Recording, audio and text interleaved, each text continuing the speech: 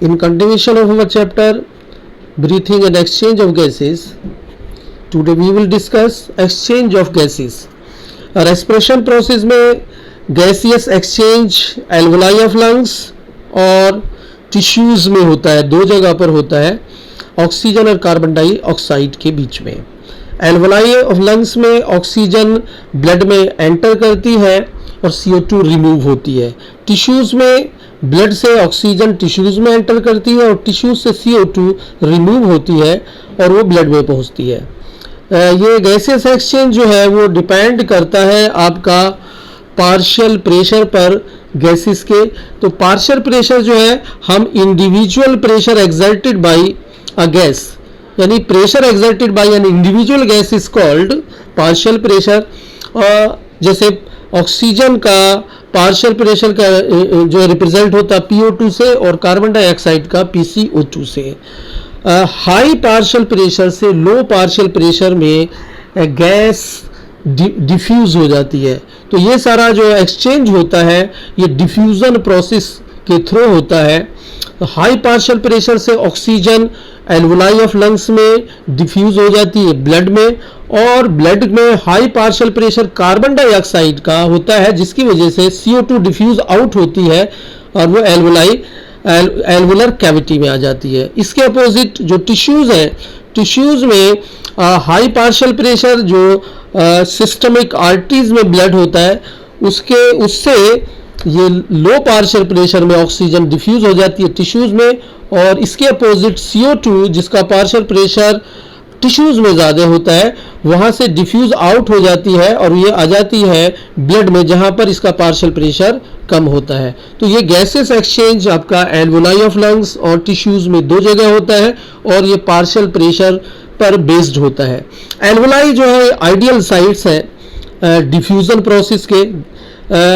Alveoli की जो lungs है उनके जो एल्वोलर लेयर है ये 3 मेम्ब्रेन की बनी होती है, 3 मेम्ब्रेन्स की होती है। इसकी जो 3 मेजर मेम्ब्रेन्स है ये डिफ्यूजन मेम्ब्रेन आपकी कहलाती है। ये 3 मेम्ब्रेन जो है यह squamous epithelium of the alveoli, endothelium of alveolar capillaries and basement substance जो इन दोनों मेम्ब्रेन के बीच में भरा हुआ होता है। और ये तीनों की थिकनेस जो है वो 1 मिलीमीटर से भी कम होती है और ये मॉइस्ट प्लेस होता है और ब्लड कैपिलरीज इसमें होती है, यानी this site is rich of blood capillary. This is the ideal site of diffusion of oxygen and carbon dioxide. इसके अलावा डिफ्यूजन प्रोसेस डिपेंड करती है सोलेबिलिटी ऑफ गैसेस पर। तो जो कार्बन डाइऑक्साइड है इसकी सोलेबिलिटी ब्लड में ऑक्सीजन के कंपेरिजन में 20 to 25 टाइम्स ज़्यादा होती है। तो अब हम डिटेल से बात करेंगे। जैसा कि डायग्राम में आपको दिखता है कि जो हम इंस्पायर्ड एयर होती है उसमें पार्शियल प्रेशर ऑक्सीजन का 100 mmHg है और CO2 का 40 mmHg है। जो डिफ्यूजन मेम्ब्रेन है जिसमें एल्वोलाई है और पल्मोनरी आर्टरी है, इसमें जो ब्लड आता है इसमें CO2 का पार्शियल प्रेशर होता है 45 mmHg। तो हाई पार्शियल प्रेशर से लो पार्शियल प्रेशर में CO2 डिफ्यूज हो जाएगी, एल्वुलर कैविटी में आ जाएगी, और जो इस ब्लड में ऑक्सीजन का पार्शियल प्रेशर होता है 40 mmHg। और जैसा हमने बताया था कि जो इंस्पायर्ड एयर है इसमें 104 mmHg होता है। तो हाई पार्शियल प्रेशर से ऑक्सीजन डिफ्यूज हो जाती है पल्मोनरी आर्टरी में ब्लड में, और ये पल्मोनरी वेन के थ्रू ये ब्लड जो ऑक्सीजनेटेड ब्लड है ये पहले हार्ट में जाता है, हार्ट से ये सिस्टमिक आर्टरी के द्वारा टिश्यूज़ में पहुंचता है। जब ये ब्लड टिश्यूज़ में पहुंचता है तो टिश्यूज़ में पार्शियल प्रेशर ऑक्सीजन का 40 mmHg होता है, और पार्शियल प्रेशर ब्लड में जो अभी आपको हमने बताया था वो 95 mmHg है। तो हाई पार्शियल प्रेशर से ऑक्सीजन टिश्यूज़ में डिफ्यूज हो जाती है लो पार्शियल प्रेशर में, और इसके अपोजिट पार्शियल प्रेशर टिश्यूज़ में कार्बन डाइऑक्साइड का 45 mmHg होता है और ऑक्सीजन का 40 mmHg होता है। तो CO2 डिफ्यूज हो जाती है टिश्यूज से ब्लड में, और ये डीऑक्सीजनेटेड ब्लड सिस्टमिक वेन के थ्रू पहले हार्ट में जाता है, फिर पल्मोनरी आर्टरी के द्वारा जो है ये एल्वोलाई में जाता है जहाँ ये फिर से एक्सचेंज ऑफ गैसेस होता है। तो ये प्रोसेस कंटिन्यू होता रहता है और गैसियस एक्सचेंज होता रहता है from high partial pressure to low partial pressure. अब हम बात करते हैं ट्रांसपोर्ट ऑफ गैसेस की। जैसा कि हमने बताया था कि दोनों ही गैसेस ऑक्सीजन और कार्बन डाइऑक्साइड, इन दोनों का ट्रांसपोर्टेशन ब्लड के द्वारा होता है।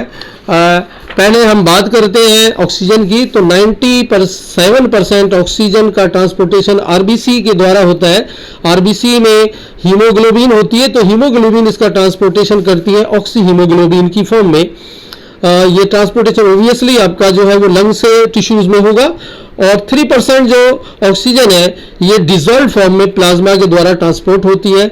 लगभग 100 ml ब्लड जो है वो 5 ml ऑक्सीजन का ट्रांसपोर्टेशन कर देता है टिश्यूज में। ये जो ऑक्सीजन की ऑक्सीजन का और कार्बन डाइऑक्साइड का इनका डिफ्यूजन प्रोसेस जो है ब्लड में, ये डिपेंड करता है पार्शियल प्रेशर्स पे, पार्शियल प्रेशर ऑफ गैसेज यानी partial pressure of O2, partial pressure of CO2, इसके अलावा टेम्परेचर और हाइड्रोजन आयन कंसंट्रेशन पर। जहाँ लंग्स में PO2 हाई होता है, PCO2 लो होता है, हाइड्रोजन आयन कंसंट्रेशन कम होता है, टेम्परेचर ज़्यादा होता है, तो यहाँ पर हीमोग्लोबिन बाइंड कर जाती है ऑक्सीजन से और बनाती है ऑक्सी हीमोग्लोबिन और उसका ट्रांसपोर्ट करती है। टिश्यूज में इसका अपोजिट होगा, वहाँ पर PO2 कम होगा, PCO2 हाई होगा, टेम्परेचर हाई होगा, हाइड्रोजन आयन कंसंट्रेशन ज़्यादा होते हैं, तो ये ऑक्सीजन वहाँ पर डिसोसिएट हो जाती है, टूट जाती है। तो ग्राफिकली अगर हम इसको एक्सप्लेन करें या ड्रॉ करें percentage saturation of haemoglobin with oxygen और पार्शियल प्रेशर ऑफ ऑक्सीजन, ये एक सिग्माइड ग्राफ हमें जो है मिलता है और इसको हम जो है वो कहते हैं oxygen dissociation curve. Oxygen dissociation curve is obtained when percentage saturation of haemoglobin with oxygen plotted against the PO2। अब हम बात करें ट्रांसपोर्टेशन ऑफ कार्बन डाइऑक्साइड की, तो कार्बन डाइऑक्साइड का भी ट्रांसपोर्टेशन ब्लड के द्वारा ही होता है। 20 to 25% CO2 जो है वो आरबीसी के द्वारा ट्रांसपोर्ट होती है, 70% ये उसका बाइकार्बोनेट की फॉर्म में ट्रांसपोर्ट होती है। और CO2 का जो ट्रांसपोर्टेशन है, इसके अलावा जो है 7% जो है वो CO2 वो डिजॉल्व फॉर्म में ट्रांसपोर्ट होती है प्लाज्मा के द्वारा। CO2 का ट्रांसपोर्टेशन हीमोग्लोबिन के प्रोटीन पार्ट से होता है और जैसा हमने बताया था ऑक्सीजन का भी हीमोग्लोबिन करती है, लेकिन वो आयरन पार्ट, हीमोग्लोबिन के दो पार्ट है आयरन और प्रोटीन, तो आयरन पार्ट जो है वो ऑक्सीजन का ट्रांसपोर्टेशन करता है। और जैसा बताया था कि एक हीमोग्लोबिन 4 ऑक्सीजन के मोलिक्यूल्स का ट्रांसपोर्ट करती है और ग्लोबिन पार्ट जो है वो CO2 का ट्रांसपोर्टेशन करते हैं।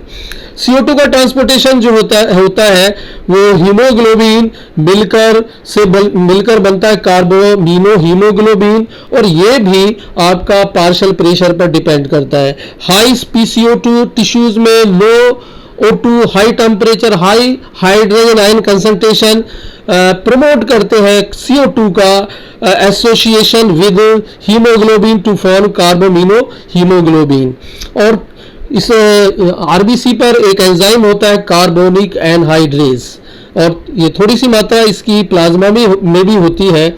तो हाई PCO2 टिश्यूज में, लो PCO2 लो PO2, high hydrogen ion concentration, high temperature, ये प्रमोट करते हैं कार्बन डाइऑक्साइड का कार्बोनिक एसिड में बनने में, और ये ब्लड में कार्बोनिक एसिड की फॉर्म में ये आपका ट्रैवल करता है। एल्वोलाई में कंडीशंस अपोजिट हो जाती है, तो ये कार्बोनिक एनहाइड्रेज वहां पर कार्बोनिक एसिड को ब्रेकअप कर देता है बाइकार्बोनेट और हाइड्रोजन आयन में, और वहां से CO2 डिफ्यूज आउट हो जाती है। एल्वोलाई में अपोजिट कंडीशंस है, PCO2 लो होता है, PO2 हाई होता है, हाइड्रोजन आयन कंसंट्रेशन कम होती है, टेम्परेचर भी कम होता है।